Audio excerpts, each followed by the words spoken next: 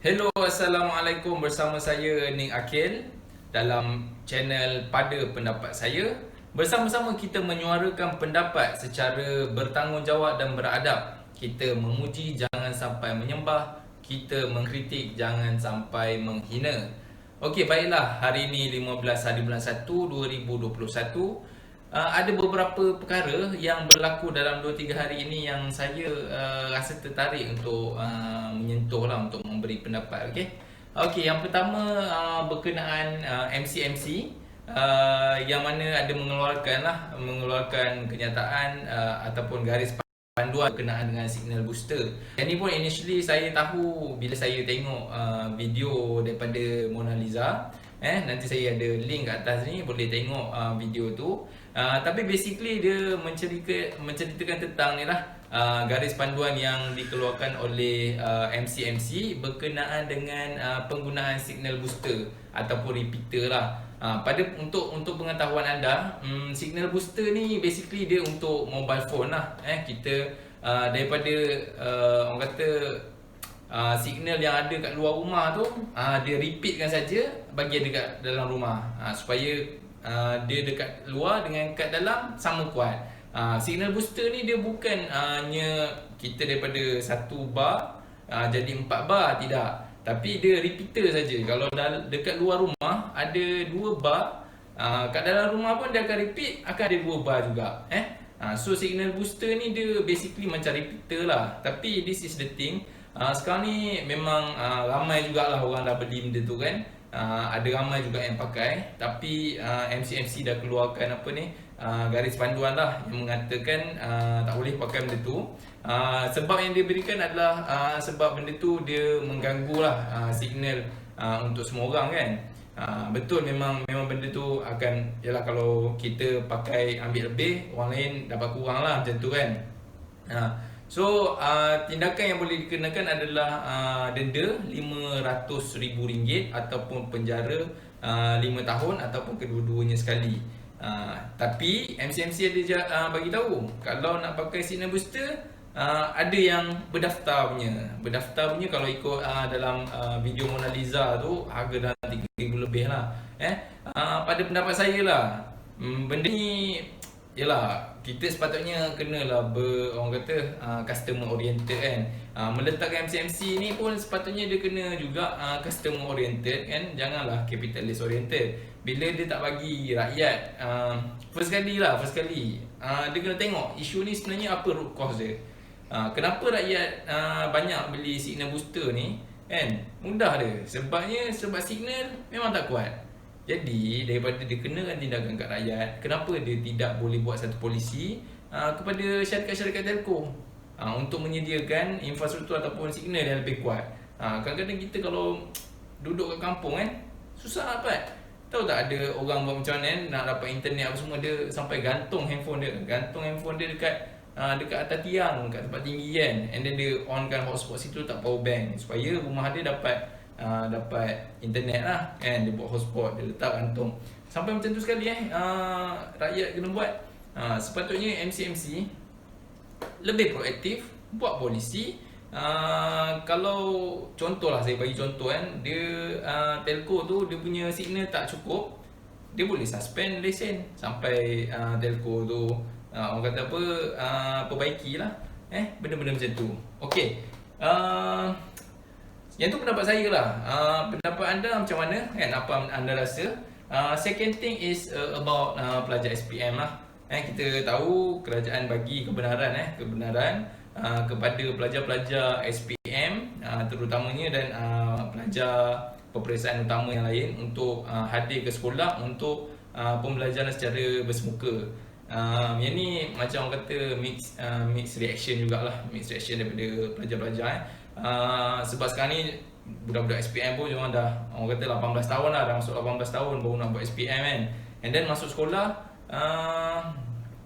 tak sampai sebulan dia dah kena menduduki SPM pula kan. Jadi ada banyak reaction lah. Ada pelajar yang dia kata tak apalah, dia nak habiskan benda ni cepat, dah malas nak layan. Ada juga yang macam tak prepare lagi kan. Itu banyak mixed reaction lah. Tapi itulah, saya macam benda MCO ni benda lama kan, daripada dulu, daripada tahun lepas. Tapi sepatutnya kementerian lah sepatutnya lebih proaktif kan dalam benda ni.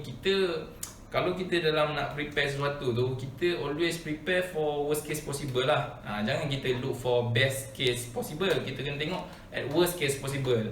Dalam contoh MCO ni kan, Kementerian Pelajaran, dia sepatutnya dia letakkan worst case possible, iaitu COVID akan extend lama kan.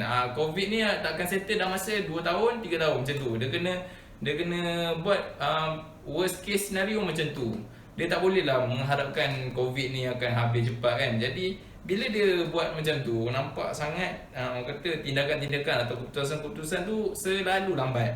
Padahal benda ni kalau dia daripada awal dia dah letak that orang kata okay, COVID akan habis dalam 2 tahun kan, selepas vaksin ada, ready apa semua kan. Dia buat target macam tu, benda boleh plan slow-slow untuk readykan pelajar kan. Lepas tu dia boleh tengok alternatif lain. Contohnya macam kalau boleh buat online test, boleh buat open book test. Kita cakap open book test ni kan, open book test ni kalau korang buat bukan senang tau. Open book test ni sebenarnya sama je susah macam peperiksaan biasa. Sebabnya open book test ni selalunya soalan dia akan lebih susah sikit. Dan ingat, cepat ke nak cari dalam buku tu? Bukannya cepat, memang agak susah lah. Jadi sebenarnya kalau buat open book test sekalipun, benda tu boleh equally orang kata difficult lah dengan apa orang kata kepayahan tu kan, dengan standard exam. Sebenarnya benda tu saya rasa benda tu boleh plan. Sebab apa tau? Tengok sekarang ni pelajar-pelajar akan masuk ke sekolah. Pelajar-pelajar akan masuk sekolah untuk menduduki SPM. Dia akan belajar dulu secara bersemuka dan menduduki SPM. Tapi kan yelah, dia nak commute kan, daripada rumah ke sekolah kan. Yang tu pun yang apa mak bapak boleh hantar, okey lah kan. Tapi yang ada kontak naik public transport ke saya tak tahulah kan, naik Grab ke apa. Tapi benda yang macam tu lah, dia akan ada kontak dengan orang lain. Dan benda tu risiko untuk COVID tu mesti ada lagi. And then untuk pelajar-pelajar macam contohnya pelajar sekolah asrama kan, dia nak kena balik asrama. Nanti kat asrama tu dia orang duduk kat dalam sekolah tu, tidur makan sama-sama tau. Tidur makan belajar semua sama-sama. Jadi macam mana kita nak tahu? Lagi-lagi yang pelajar-pelajar ni dia datang, ada banyak juga yang datang daripada red zone kan, nak masuk ke sekolah. Lepas tu saya bimbang macam takut berlaku macam dekat penjara hari tu lah kan. Dekat penjara bila ada seorang dua yang terkena, tapi diorang duduk dalam penjara kan, duduk orang ramai. Akhirnya semua terkena. Bukanlah saya nak bandingkan pelajar sekolah ni macam penjara kan, tapi dia punya situasi dia lebih kurang macam tu. Itu yang macam merisaukan lah. Lagipun saya ada tanya juga kan, ada ke sekolah suruh buat swab test ke apa, tak ada. Tapi itulah yang macam agak merisaukan jugalah kan, bila tak ada, orang kata tak ada precaution step macam tu kan.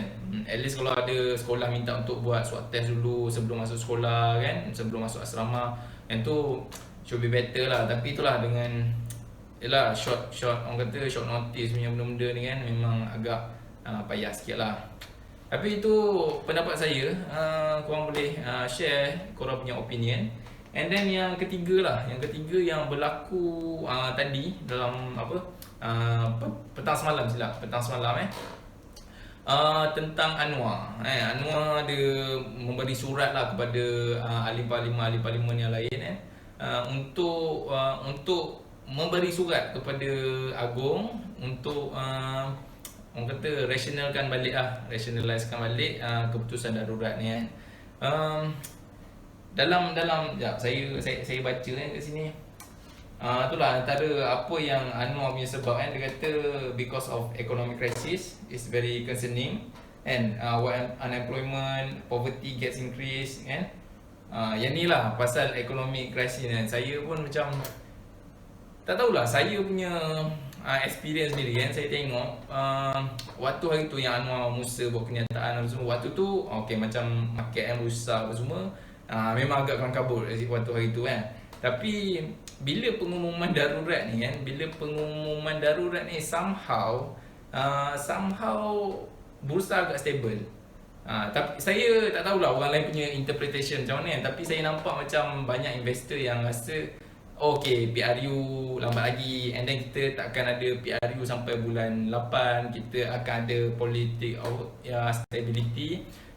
stability sampai bulan 8. So benda tu macam investor banyak sambut baik lah. Market pun agak okey, tak adalah macam teruk junang ke apa kan.